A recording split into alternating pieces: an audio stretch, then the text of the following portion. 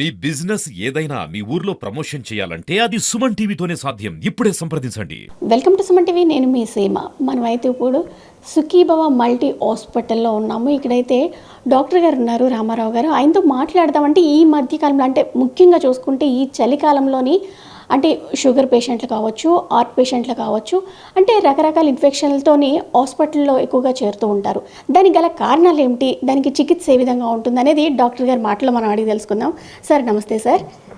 Sir ఈ మధ్యకాలంలో అంటే ఎక్కువగా చూసుకుంటే హార్ట్ పేషెంట్లు కావచ్చు, అలానే షుగర్ పేషెంట్లు కావచ్చు, అంటే ఏదో ఒక ఇన్ఫెక్షన్స్తో హాస్పిటల్లో చేరుతున్నారు. అంతేకాకుండా ముఖ్యంగా ఈ చలికాలంలో అనేది వాళ్ళకి రకరకాల ఇన్ఫెక్షన్స్ వస్తున్నాయి, లేదంటే ఏదైనా కారణం కావచ్చు, హాస్పిటల్కి చుట్టూ తిరగటము, లేదంటే ఏదైనా ఇన్ఫెక్షన్స్, దానికి ఎలా ఎటువంటి ట్రీట్మెంట్లు ఉంటున్నాయి?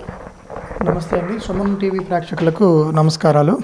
నా పేరు డాక్టర్ పిఎస్వి రామారావు. గత 22 ఏళ్ళుగా చీఫ్ ఇంటెన్సివిస్ట్గా ఇక్కడ విజయనగరంలో నేను సేవలు అందిస్తున్నాను. ముఖ్యంగా మీరు అడిగిన క్వశ్చన్స్ చాలా మంచివండి. గత కొన్నేళ్లుగా చూస్తుంటే వృద్ధులు, వయసు పైబడిన వారు, అలాగే షుగర్ పేషెంట్స్, బీపీ పేషెంట్స్ ఎక్కువగా చలికాలం వచ్చే టైంకి ఎక్కువ హాస్పిటలైజేషన్ అవుతూ ఉంటారండి. ముఖ్యంగా ఏంటంటే షుగరు, బీపీ ఉన్న పేషెంట్స్కి చలికాలంలో ఏమవుతుందంటే వాళ్ళకి రక్తనాళాలు సంకోచించేసి హార్ట్ అటాక్స్ రావటం, సివిఆర్ రావటం ఎక్కువ జరుగుతుంటాయండి.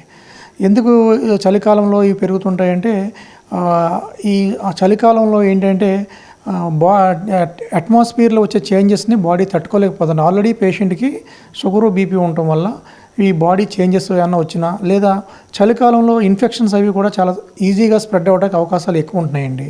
సో అందువల్ల వృద్ధులు కానీ, షుగరు, బీపీ ఉన్న పేషెంట్స్ కానీ, లేదా హార్ట్ సర్జరీస్ అయిన పేషెంట్స్ ఎవరైనా సరే కంపల్సరీగా చలికాలంలో ఈ ఇన్ఫెక్షన్స్కి అది ఎక్స్పోజ్ అవ్వకుండా ఉండాలి ఫస్ట్ ఆఫ్ ఆల్. అలా కాకుండా వాళ్ళకి తప్పదు, వృత్తిరీత్యానో లేదంటే వాళ్ళ కుటుంబ పరిస్థితి రీత్యానో ఇన్ఫెక్షన్స్కి అది ఎక్కువ తప్పదు అనుకున్నప్పుడు ఏదైనా మాస్క్ పెట్టుకోవడం, లేదా నవేడేస్ వ్యాక్సిన్స్ కూడా వచ్చినాయండి కొన్ని రకాలటువంటి ఇన్ఫెక్షన్స్కి, లైక్ న్యూమోకోకల్ వ్యాక్సిన్స్ అని, ఇన్ఫ్లుయెంజా వ్యాక్సిన్స్ అని, ఇటువంటివి వచ్చినవి. వాటిలో కూడా జాగ్రత్తలు తీసుకోవాలి. అలా కాకుండా కొంతమంది హైపర్ యాక్టివ్ ఎయిర్వేస్ ఉన్నవాళ్ళు, అంటే ఎక్కువగా సిఓపిడి పేషెంట్స్ లేదా ఆస్తమా పేషెంట్స్ కూడా ఈ చలికాలంలో ఎక్కువగా ఈ కోల్డ్ వెదర్కి ఎయిర్వేస్ అన్నీ కూడా హైపర్ యాక్టివ్ అయిపోయి, నేరో అయిపోయి ఆయాసం రావడం జరుగుతుంటుంది అన్నమాట.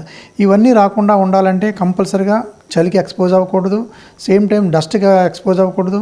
అలాగే వాళ్ళకి ఏదైనా పడని పదార్థాలు ఉంటే వాటికి తీసుకోకుండా ఉండటం, ఇవన్నీ చాలా ముఖ్యమైన విషయాలు.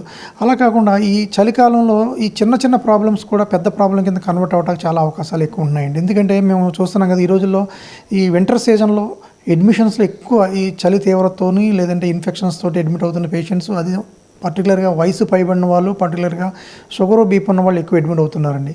వీళ్ళు ఎక్కువగా అలా అడ్మిట్ అవ్వకుండా ఉండాలి అంటే ముందుగా మన డైట్ కంట్రోల్స్ అన్ని జాగ్రత్తగా ఉండాలి. చలికి ఎక్స్పోజ్ అవ్వకూడదు, వాళ్ళకి షుగరు, బీపీ కంట్రోల్లో ఉండాలి. ఇన్ఫెక్షన్స్ స్ప్రెడ్ అవ్వకుండా ఏదైనా మాస్క్ పెట్టుకోవడం కానీ, ఇందాక చెప్పినట్టుగా వ్యాక్సిన్స్ అది వేసుకోవడం కానీ జాగ్రత్తగా ఉండి ఏదైనా చిన్న ప్రాబ్లం ఉన్నట్టు అనిపించినా మీ రెగ్యులర్గా ఎవరికైతే చూపించుకుంటున్నారో వాళ్ళ చేత చూపించుకుని ఆ ప్రాబ్లమ్స్ అన్నీ కూడా తొందరగా ముందే రెక్టిఫై చేసుకుని చివరి వరకు రాకుండా చూసుకుని జాగ్రత్తలు తీసుకుంటే హాస్పిటలైజేషన్ అవ్వకుండా మీ ఆరోగ్యాన్ని కాపాడుకుని మీరు జాగ్రత్తగా ఉండగలుగుతారు అన్నమాట. ట్రీట్మెంట్ ఏ విధంగా ఉంటుంది సార్? ఇప్పుడు ఫర్ ఎగ్జాంపుల్ హార్ట్ పేషెంట్లు ఉన్నారనుకోండి, వాళ్ళకి ఏ విధమైన ట్రీట్మెంట్ ఉంటుంది ఇప్పుడు మన హాస్పిటల్లో కావచ్చు? అంటే ఇప్పుడు మీరు అన్న క్వశ్చన్ ప్రకారం అంటే చలికాలంలో హార్ట్ పేషెంట్స్ కంటే హార్ట్ అటాక్స్ ఎక్కువ వస్తాయండి. వాళ్ళకి హార్ట్కి సంబంధించి హార్ట్ అటాక్ ఎందువల్ల వచ్చింది, ఏ టైప్ ఆఫ్ హార్ట్ అటాక్ అది ఏమన్నా నాన్ ఎస్టీ ఎలివేషన్ ఏమైనా, ఎస్టీ ఎలివేషన్ ఏమైనా, రిథమ్ డిస్టర్బెన్స్ అని చూసుకుని దానికి సంబంధించిన ట్రీట్మెంట్ ఇచ్చుకోవాలండి.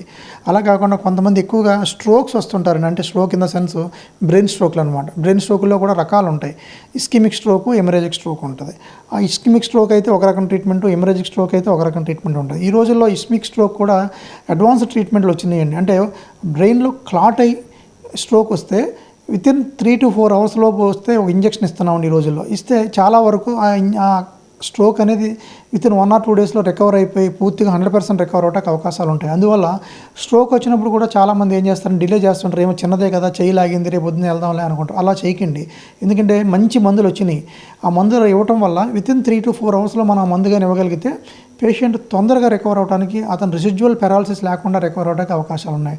అలాగే హార్ట్ అటాక్ వచ్చినప్పుడు కూడా ఎంత తొందరగా హార్ట్ అటాక్ వస్తే అంత తొందరగా, ఎందుకంటే హాస్పిటల్కి వెళ్ళండి, అంటే కార్పొరేట్ హాస్పిటల్కి వెళ్ళాల్సిన అవసరం లేదు. ఈ నవేడేస్ గవర్నమెంట్ హాస్పిటల్లో పిహెచ్సిలో కూడా ఈ థ్రాంబోలైసిస్ డ్రగ్స్ అనే అవైలబిలిటీ చేశారు గవర్నమెంట్ గత కొన్ని సంవత్సరాలుగా. సో మీరు ఆ డ్రగ్స్ కూడా తీసుకుని మీ ఆరోగ్యాన్ని కాపాడుకోవాల్సిందిగా విజ్ఞప్తి చేస్తున్నామండి. చూస్తున్నారు కదా, అంటే ఈ చలికాలం అనేది పిల్లలకి అలానే పెద్దలకి మొత్తం ఎవరైనా సరే, ఏ పేషెంట్లు అయినా, అంటే షుగర్, బీపీ, అలానే హార్ట్ అటాక్ ఉన్న వాళ్ళు కూడా ఎవరైనా సరే అంటే కొంచెం జాగ్రత్తలు పాటించాలి. అటు బయటకు వెళ్ళేటప్పుడు వాళ్ళు మాస్క్ పెట్టుకోవడం, లేదంటే చలికోటి, ఇలాగా వాళ్ళు జాగ్రత్తలు వాళ్ళు తీసుకుంటే కొంచెం ఇటువంటి ప్రమాదాల నుంచి అయితే బయటపడవచ్చు అని చెప్తున్నారు.